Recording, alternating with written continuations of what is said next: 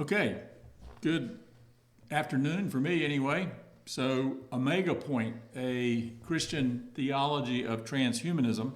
Well, not really, not a whole systematic theology, not in 10 minutes, but yes, a resource, possible resource for the development of a Christian theology of transhumanism. So other short videos have talked about what transhumanism is, radical human technological enhancement, and do the religions have the resources for developing theology and an ethics to embrace that? Yes, there will be resistance in the religions, but just to give you an example of how one religion, Christianity, can have a resource to develop an embrace of transhumanist agenda. That's our goal here in 8 or 9 minutes. So,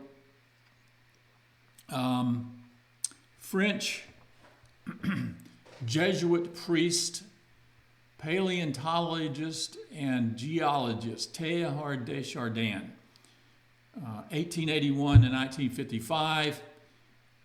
Teilhard worked on human origins, and he loved both science and Christian faith. He was a remarkable scientist and also a Roman Catholic Jesuit priest. There are different models of the relationship between religion and science. There's the enemy model, that religion and science are at odds, are enemies. But there are other models. There's models that religion has nothing to do with science. Science deals with the physical universe using its methodology. Religion deals with values and has nothing to do and concepts that are beyond the purview of science. There is a model where religion and science are integrated or can be friends and can support one another.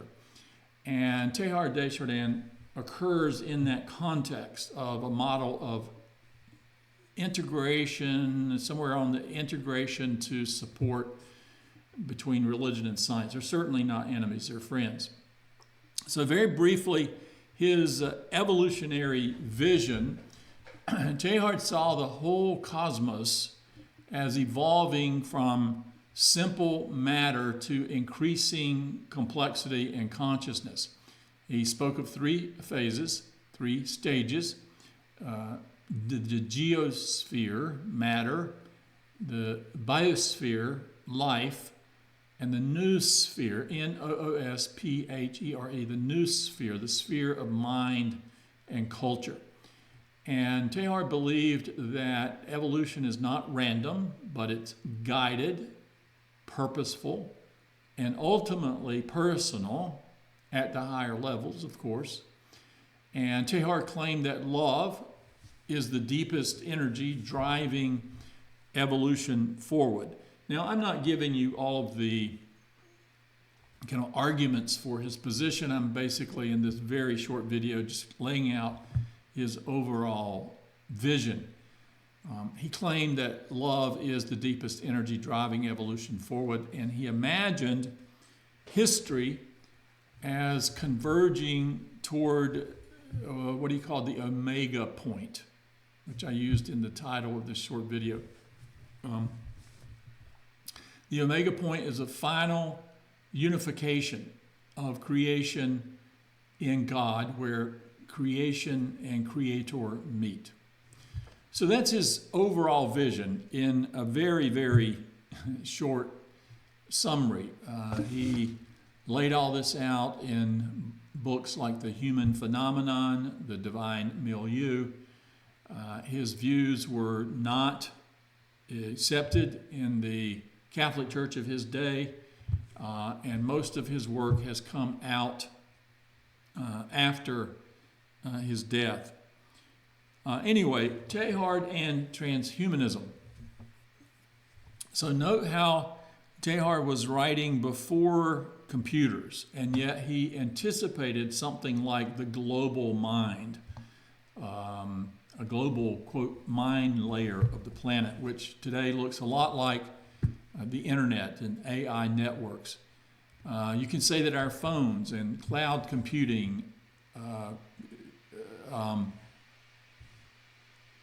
and social media are products of imperfect but vivid examples of the noosphere becoming visible. And Teilhard pictured the universe as waking up as minds link, cooperate, and complexify the noosphere. And the term waking up is one that's used, I think, by Ray Kurzweil. Ray Kurzweil is a secular version of Teilhard's theological vision and hope for higher levels of consciousness. So transhumanism, enhancement, radical enhancement, and superintelligence that is being talked about more and more echoes Teilhard's hope for higher levels of consciousness. Ray Kurzweil's singularity can be reframed in Teilhard's terms as a possible step on the way toward omega, not the final goal.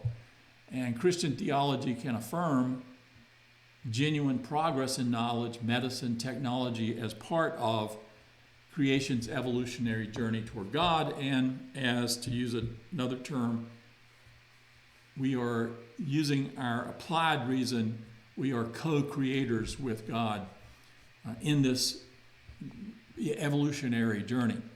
So Christian theology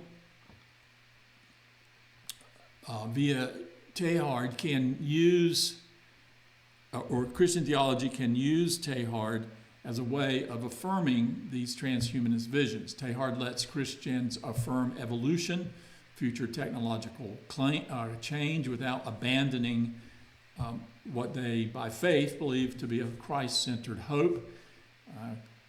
You can contrast some typical tech dysphobias like killer robots and loss of meaning, surveillance, with Teilhard's insistence that the deepest energy of the universe is love and not fear.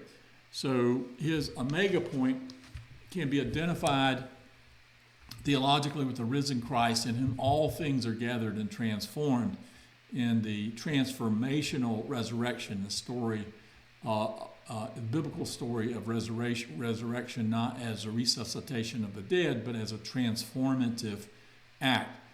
So this frames enhancement not as escaping our humanity, but as deepening it in a Christ-like love and communion.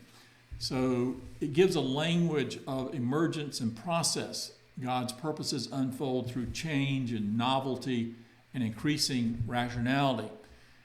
It encourages discernment. Technologies are good when moving into the ethical realm. They're good when they serve love, solidarity, the flourishing of the whole noosphere, not domination or exclusion.